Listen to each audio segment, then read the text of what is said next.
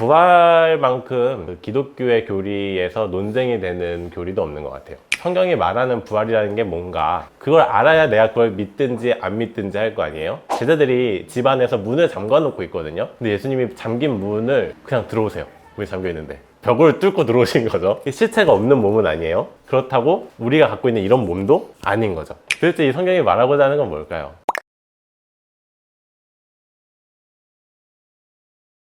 다음의 말씀 같이 나눠보도록 하겠습니다. 오늘도 부활에 대한 이야기를 우리가 같이 나눠볼 텐데요. 지난주에 혹시 어떤 얘기들을 우리가 나눴는지 기억나시는 게 있으신가요? 부활의 의미, 그죠? 어떤 의미였나요? 절망 속에서 부활이 우리의 희망이 된다. 제가 핵심적으로 말씀드리려고 했던 건 뭐냐면 우리가 부활이라고 하는 것을 구원에 있어서 좀 부수적인 것으로 여기는 경향이 있다. 이런 얘기를 드렸어요. 그래서 우리가 복음이라고 했을 때 예수님께서 우리의 죄를 대신하셔서 십자가를 지고 돌아가셨다가 전부가 되어버리면 거기서는 부활이라는 게 굉장히 부수적인 소식으로 우리 구원과는 상관없는 일로 치부될 수 있다. 그래서 우리는 이거에 대한 관점을 조금 바꿔야 되고 부활까지가 우리의 구원의 완성이다 라는 것을 우리가 그때 같이 얘기했던 것 같아요.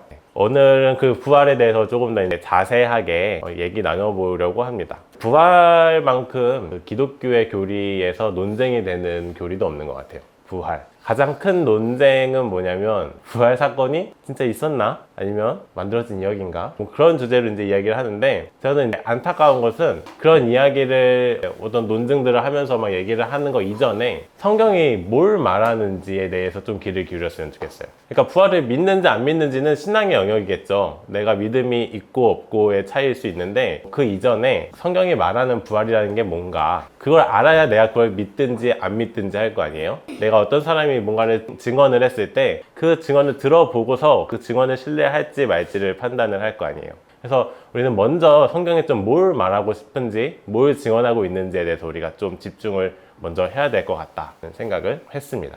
오늘 우리가 함께 본 말씀은 이제 누가복음에서 나오는 이야기인데요. 처음에 누가 등장하나요? 주인공이 누구예요? 엠마오로 가는 두 제자 라고 등장합니다. 엠마오로 가는 두 제자. 이 두 제자가 엠마오로 가는 길에서 예수님을 만나는 거죠. 만난 이야기인데 재밌는 건 뭐냐면 예수님을 알아보질 못해요. 부활하신 예수님을 만났는데 알아보지 못해요. 이 사람들은 왜 예수님을 알아보질 못했을까요? 얼굴이 바뀌었을 수 있겠죠. 두 명 중에 한 명 이름만 나와 있는데 글로바 라고 하는 이제 사람이 나오고 여기서 처음에 보면은 그날에 그들 가운데 두 사람이 그래서 그들 가운데 그들이 뭐냐면 앞에서 보면 제자들과 함께 있던 무리들 그들이라고 얘기하고 있거든요. 막달라 마리아가 예수님의 부활 소식을 전했을 때 같이 있던 사람들인 거예요. 이 사람들이. 그래서 그 예수님을 따라다녔던 무리라고 보는 게 맞겠죠. 그리고 뒤에 보면은 우리는 그분이 이스라엘을 구원할 소망이라고 생각했습니다 라고 고백을 하잖아요. 그런 걸 보면은 이 사람들은 예수님을 쫓아다녔던 무리였던 게 맞겠다. 그런데 예수님을 못 알아봐요. 근데 본문에서는 눈이 가리워져서 예수님을 알아보지 못했다 이렇게 얘기를 합니다. 그런데 이제 예수님의 부활하신 예수님을 만나고 한 번에 예수님을 알아보는 사람이 그렇게 많지 않아요. 예를 들면 이제 요한복음에서도 막달라 마리아가 이제 예수님을 딱 만났을 때 처음엔 동산지기인 줄 알고 예수님 시체를 어디다 갖다 물어보잖아요. 나한테 그걸 알려주소서 이렇게 얘기를 하잖아요. 그런 것처럼 부활하신 예수님을 한 번에 알아보지 못한다는 특징이 있어요. 왜 그랬을까? 이제 보통 이제 이 얘기를 할 때 아마도 예수님이 살아생전과는 다른 모습을 하고 계셨던 것 같다. 모습이 달랐을 거다. 이제 이런 얘기를 합니다. 또 한 가지 이제 그렇게 근거할 수 있는 게 마가복음 16장 12절에서 13절 말씀 한번 찾아주세요.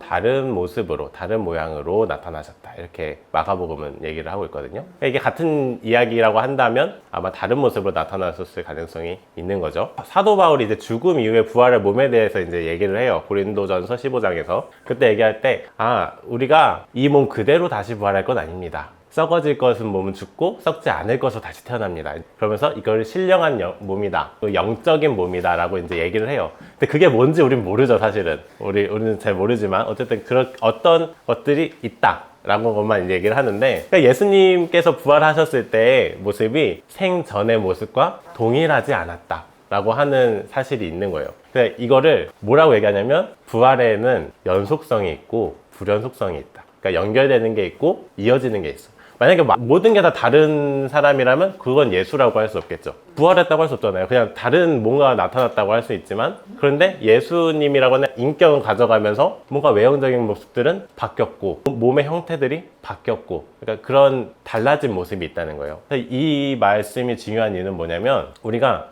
예수님의 부활을 단순히 몸이 다시 살아나는 거, 그러니까 죽었던 시체가 다시 일어나는 거로 생각하기 쉽다는 거예요. 근데 그게 아니라는 거예요. 단순히 시체가 살아나는 문제가 아니고, 죽음 이전으로 돌아가는 문제가 아니고, 완전히 새로운 존재로 창조되었다. 새 창조라고 우리가 얘기하잖아요. 예수님께서 새로운 몸을 지니게 되셨다라고 이해하는 게 맞습니다.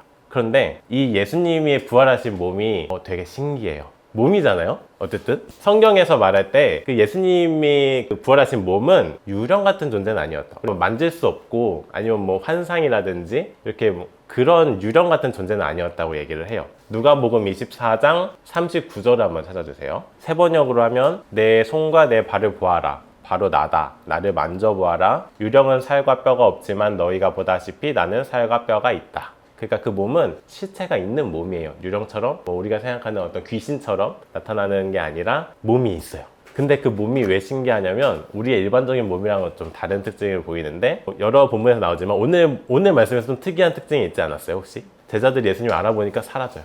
그 몸이. 요한복음 20장 26절을 보면은 거기서는 예수님이, 제자들이 집 안에서 문을 잠가 놓고 있거든요. 근데 예수님이 잠긴 문을 그냥 들어오세요. 문이 잠겨 있는데 벽을 뚫고 들어오신 거죠. 실체가 없는 몸은 아니에요. 그렇다고 우리가 갖고 있는 이런 몸도 아닌 거죠. 그래서 정리를 하자면 이런 거예요. 예수님이 부활하신 몸은 일단 부활하기 이전과는 다른, 뭔가 좀 더 초월적인 몸이지만 유령은 아니에요. 실체가 있어요. 그런데 우리가 갖고 있는 일반적인 이런 물리적인 몸으로 부활하신 것도 아니에요. 도대체 이 성경이 말하고자 하는 건 뭘까요? 제가 말씀드리는 거는 유일한 해석은 아니에요. 꽤 저명한 미하엘 벨커라고 하는 이제 살아계신 신학자지만 거의 이제 대가 중에 대가로 이제 불리시는 분입니다. 이분의 견해를 제가 많이 영향을 받았고, 이제 이렇게 해석을 하시는 거죠. 부활하신 그 몸을 지녔는데 그 몸은 어떤 몸이냐 라고 했을 때, 교회의 아주 오랜 전통에 사도 바울은 이렇게 얘기한다는 거죠. 고린도전서 12장 27절을 한번 찾아봐 주실래요?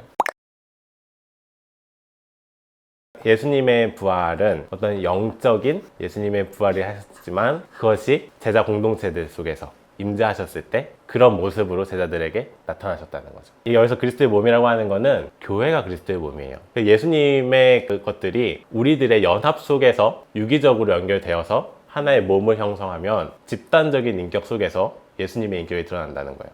그러니까 영이라고 하는 것의 의미가 성경 속에서 항상 관계라고 하는 의미로 나타납니다. 사실은 하나님과의 관계를 얘기할 때 우리가 성령을 얘기를 하죠. 그리고 뭔가 그거에 적대하는 것들 속에 우리가 속해 있을 때 뭔가 악령이다 이런 얘기들을 하잖아요. 그 우리가 어떻게든 관계 맺고 영향을 받고 주고받을 때 그것이 나를 형성하고, 이런 것들을 이제 영적이라고 얘기를 하는데, 성령으로 우리가 하나 된다고 했을 때는 예수님께서 각 사람에게 본인의 영을 부어주셔서, 하나님께서 성령을 부어주셔서 우리가 그것으로 하나 될 때 실제로 만져지는 몸, 그러나 시공간을 초월한 몸, 하지만 예수님의 이전의 모습과는 다른 새로운 몸으로 태어난 몸, 그것이 교회라는 거예요. 그러니까 교회는 곧 예수님의 부활하신 몸이다. 복음서에서 예수님의 부활하실 때 여러 가지 특징들이 있는데, 한 가지는 평화의 인사를 합니다. 너희가 평안하냐. 오늘 말씀에서도 말씀 해석해 주시죠. 그리고 같이 식사를 하시고요. 그 다음에 파송을 하세요. 가서 제자 삼으라 라고 말씀하시는데, 이 네 가지 요소가 우리가 드리는 이 예배의 기본 요소입니다.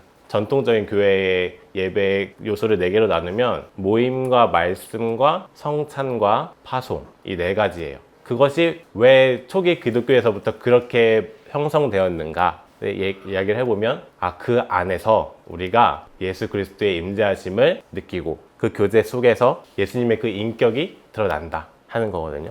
그래서 우리가 매주 주일을 작은 부활절이라고 이야기하잖아요. 우리가 매주 주일 이렇게 모이는 이 장소에서 우리가 그 부활하신 예수님의 그 모습을 다시금 만나는 겁니다. 그래서 예수님의 부활이 역사다, 실제다 라는 말 우리가 많이 하는데, 정말 우리 삶 속에서 부활한 예수 그리스도를 어디서 만나요? 혹시 현실과 동떨어진 어떤 관념과 망상 속에만 있는 건 아닐까요? 근데 그렇지 않다는 거예요. 부활하신 예수 그리스도는 그때 부활하셔서 지금까지 우리에게 역사 안에서 만져지는 몸으로 실제로 이 역사 속에서 일을 하셔왔고, 지금도 하고 계시고 또 우리를 통해서도 하고 계시다. 그리고 우리가 그것이 좀 더 완전해질 때, 그래서 이 세상이 모두 그 예수 그리스도의 영 안에서 하나가 될 때에 그때 우리가 예수님이 다시 오신다 라는 말로 표현을 한다는 거죠. 그때가 우리가 말하는 진짜 완전한 종말. 그래서 우리가 하나님 나라는 이미 왔지만 아직 오지 않았어 라고 말을 하는 것은 예수님이 오심으로써 그 나라는 이미 시작되었죠.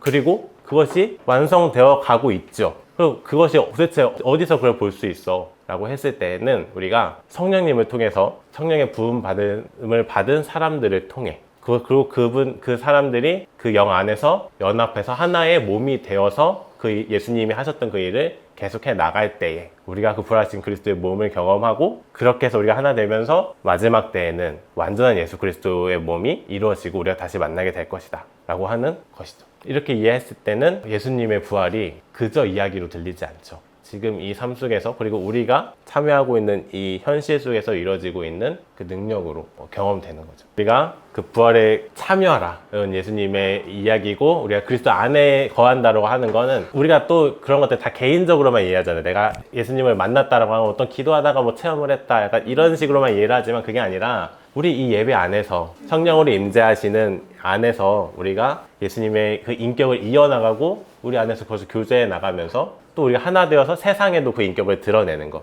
부활을 증언한다는 건 그런 거죠. 우리가 사람들한테 부활을 어떻게 증언할 거냐라고 했을 때 우리가 예수 그리스도를 보여주는 거. 그게 세상에 부활을 증언하는 가장 좋은 길이다 라고 말할 것 같습니다.